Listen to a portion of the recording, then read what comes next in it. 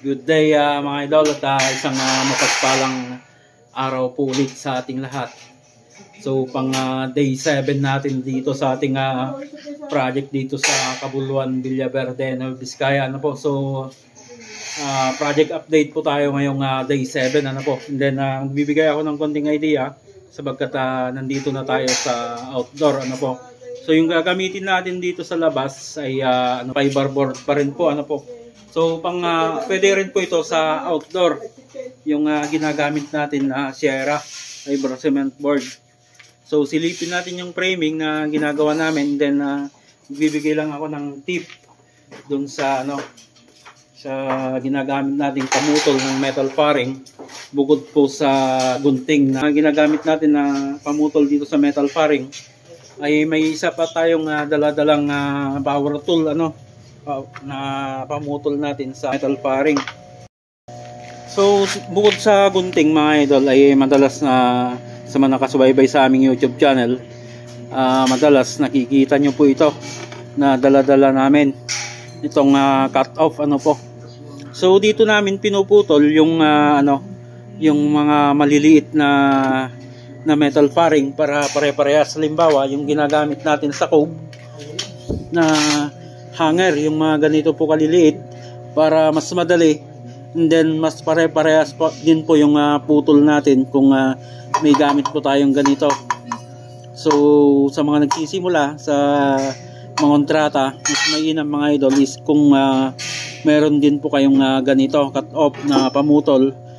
Mas mabilis po kasi ito, pare-parehas naman yung putol natin para sa cove, yung hanger, and then yung mas mahaba sa ilalim ng cove sa pag-framing natin.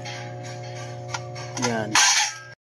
And then nagsimula na tayo dito sa outdoor dito po sa pinaka-eaves o canopy ng bahay o yung eaves niya.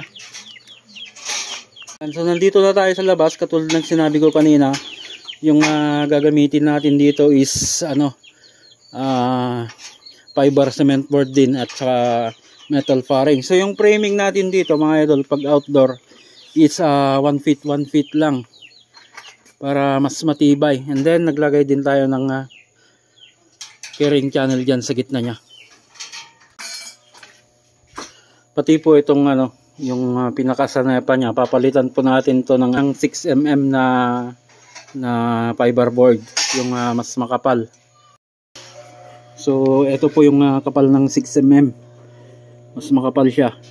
So 1/4 po itong isa, 4.5mm, and then itong 6mm, yun po yung gagamitin natin sa sa nepa.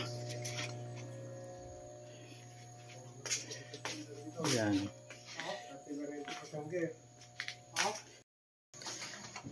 And then yung pinaka air ventilation niya mga idol is panibagong vlog na lang po siguro yun pag nagbutas tayo dito para sa air ventilation niya.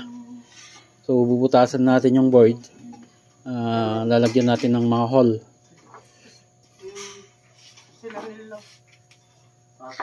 And then dito sa terrace mga idol ay tapos na rin po ito. So box type lang. And then may mga trellis tayo.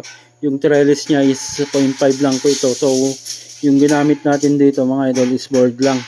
Bali tinapal lang natin yung mga board dyan.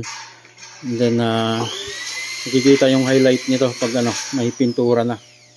And then dito sa gitna ay may groove din tayo dyan. Yan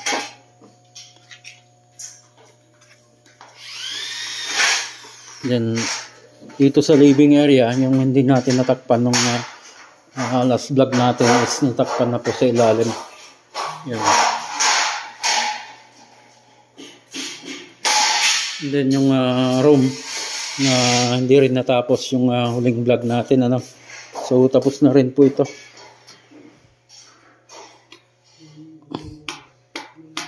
Wala ang ilaw. Yan, so simpleng cove lang naman, then may drop tayo dito sa gitna nya. Pa-cove po lahat yan. Then itong isang room ay cove lang po, cove ceiling. Yan. Then dito sa master's bedroom ay Parang plain lang po ito, pero maglalagay daw tayo ng konting cove lang dyan sa gitna para sa dim light nya.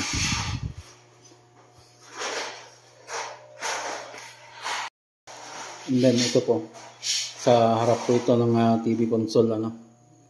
Yan, so nag-vlog na rin po ito. So ang gagawin dito sa loob mga idol is mag-grind na lang po tayo dito. Yung mga lumagpas, may mga lumagpas, hindi naman naiiwasan yan. And then papalihan natin. Maski dito, hindi pa naliha ito. Gagrind muna natin bago natin lihain. So ito, nalihan na natin ito, kaya wala na tayong makikitang himulmul dito sa terrace.